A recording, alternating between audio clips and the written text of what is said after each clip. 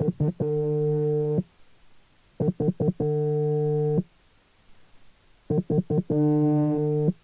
call is from a person currently in a prison in England. All calls are logged and recorded and may be listened to by a member of prison staff. If you do not wish to accept this call, please hang up now.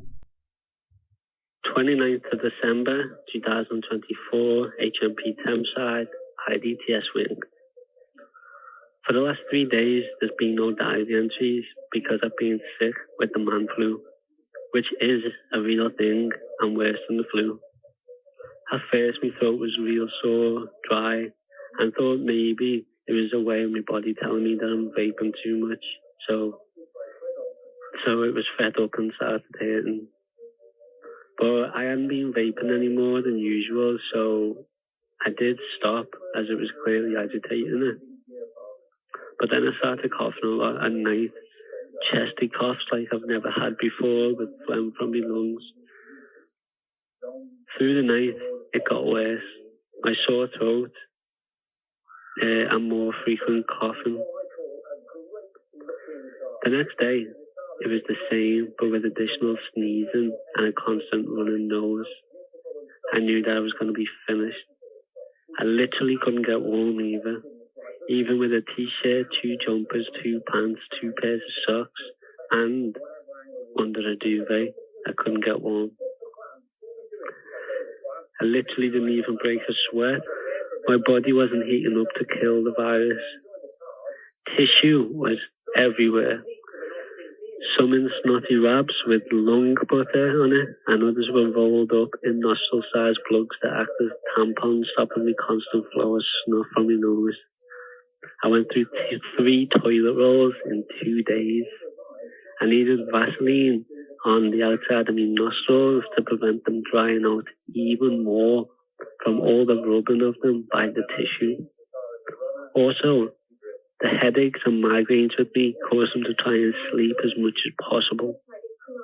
Basically, I tried to sleep until I had to get up on the wing to get me dinner and tea. That's it.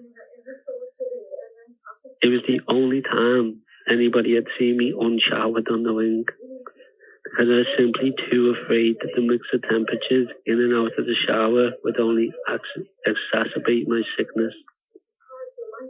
I did wash my face though, and hold prayers. A few people shown concerns for me and wished me well. Then there was my recently new neighbour who would try to bang on the wall expecting me to get up and boil my kettle for them, as if I'm not dying in bed, as if I'd be in a room service sort of mood.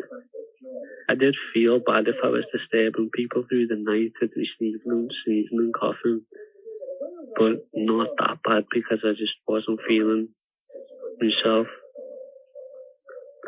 I'm still not well now. I'm at 80%, but a lot more functional. I ordered honey and lemon strepsils for myself from canteen for tomorrow, from my throat that can bust time to time still. But we know it's a stopped its marathon. To add insult to injury, a screw told me to think about being the healthcare champion. So this is thirsty, basically, like just come and was like, yeah, you know, you want to be the healthcare champion, think you'd be good. Just have a think about it in there. And I was like, oh, fucking hell, mate. Offering me a job, basically. Of course, they were coming from a good place, and I'm flattered that they think I'm the right choice and competent enough for it. The job would include getting up early in the morning and ensure everybody queues up to get the medication, and are not, as the screw said, dragging the feet. So it'd have to be commanding, because it would be my responsibility if the nurses and screws would fall behind in schedule due to me not heading the prisoner to the pharmacy in time. I'd have to tick them off one by one, go into their cells to get them moving if they're not already, then repeating it at dinner and tea time. There's also more sporadic responsibilities involved too. But I'd noted how I feel about working in prison on the 23rd of December entry. Maybe this job suggestion won't come up again, but if I do get put on it, I'll have to do it or I'll get put on basic, which would mean I don't have enough phone credit for anybody to call, or definitely not the podcast, which would be in the works in the next couple of weeks, along with my petition. I booked another visit for the 7th of January, which I'm looking forward to. Also to see if I can get extra clothes brought in then, because my last property request for clothes got rejected last time. We'll see. It was a Sunday, so it was roast dinner for tea, where I got a big portion due to helping one of the workers with the house, giving them a cap. Oh, I've got extra caps left due to being sick. Also, this work has been nothing but sound to me since I've been here. They then invited me to their pad where they show me their Quran, which is bigger than mine with larger text. They also have a prayer mat. We discussed Islam a little, though nobody would have known their interest. Thank you for tuning in to Diary of a Political Prisoner. What was a short list for you was a period of time in prison for me. So please make sure that you subscribe on whatever podcast player you're listening on to be notified of future episodes. Each episode was recorded in a prison cell as I'm held on remand for allegedly being involved in a Palestine action to disrupt and destroy weapons in a genocidal Israeli arms factory under Section 5 of the Terrorism Act.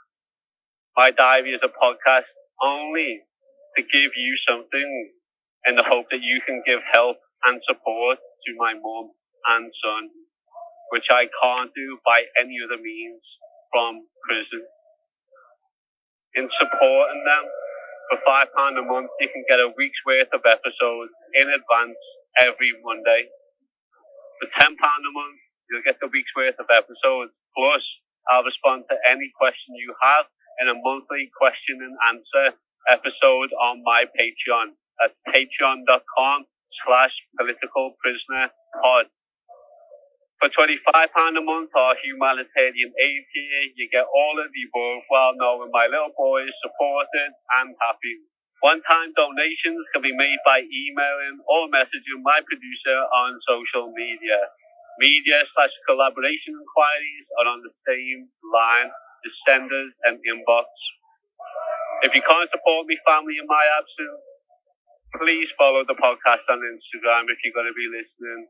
Please follow on Twitter, all of our socials. Our handle is Diary Pol Prisoner. Please share them and this podcast with your friends.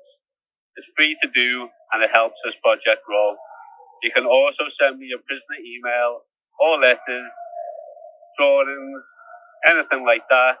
Links to everything mentioned can be found in the podcast description below. Thank you, love and solidarity.